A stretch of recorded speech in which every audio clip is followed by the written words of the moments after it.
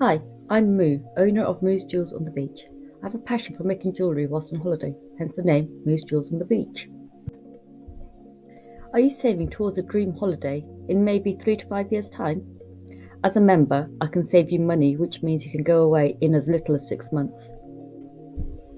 I'm part of Team Dragonfly Voyages. We are in business for ourselves, but not by ourselves.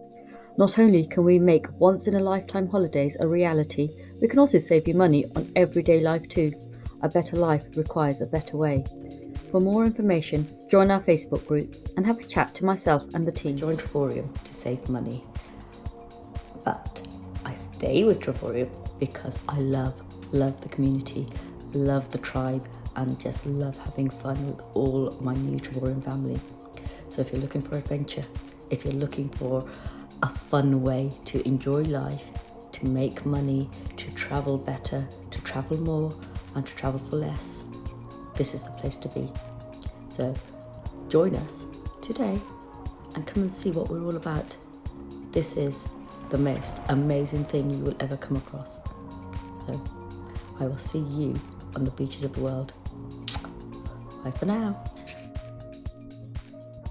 Travel trends. We have Expedia Group Vice Chairman and CEO Peter Kern. Good morning to you. Good morning, everybody. Airfares we've been talking about have been climbing. Yep. So essentially, do you think it's going to be smooth flying if you haven't booked your flights yet for the holiday season? Yeah, I mean, prices are high, as you've talked about all week. Yeah. And, airports will be crowded. So it's going to be a big travel year. I mean, remember last year at this time, Omicron was here. So people were a little bit more reserved, but now they're kind of letting loose. Everybody's traveling. So it's going to be busy. It's going to be a little more expensive, but I think it'll go smoothly.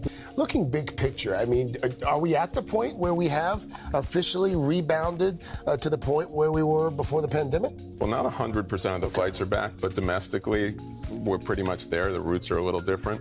But we're seeing basically back to normal. We definitely had higher service problems during COVID. All the airlines were dealing with it. And as you all talk about regularly, it's hard to hire people. Yeah. Inflation's been growing, so the airlines have gotten more expensive because of fuel costs, because of people costs. So what you're seeing is, I think, a return to this normal. It's going to be pretty good for a while, I think, but we did have some peaks where it wasn't great. Yeah. Speaking of inflation and just the economy on a whole, would you say people are booking travel differently than they have in the past?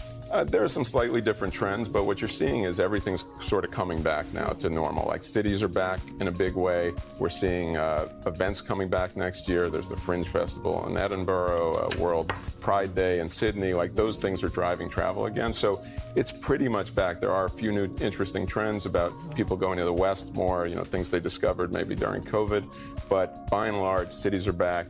Travel's back, air travel's back, and international travel's back. Yeah. Let's talk about some travel trends on that note. I bet you've been to some beautiful places, but that's another conversation. I know, right? I was looking at some of the top destinations. Let's talk about top destinations, and then we'll get into some of the places that they're going. But mountains and beaches, no surprise there. No real surprise, but we have seen a big increase in the West and mountain places, and it's spreading out. It's not just Yellowstone. It's not just a few places. It's kind of covering the mountain states more broadly. That's up about 30%. We're seeing particularly in Vrbo and in vacation rental bookings, so that's big. And beaches are big again. And beaches are a place, we talked about how expensive things are. Miami, San Diego, there are some less expensive flights to some of the beach destinations during the holidays this year. So not all flights are created equal, not all inflation's created equal. And last but not least, Scotland, Portugal, and Japan. Yeah, well, Scotland's the Fringe Festival. That's going to be big. Lisbon was a popular destination pre-COVID, and of course, Japan's just opening up. So Asia's really just opening up, and that's going to drive a lot of probably Americans and people in Europe to go there because they haven't been able to go. Peter, thank you. Thank you so much.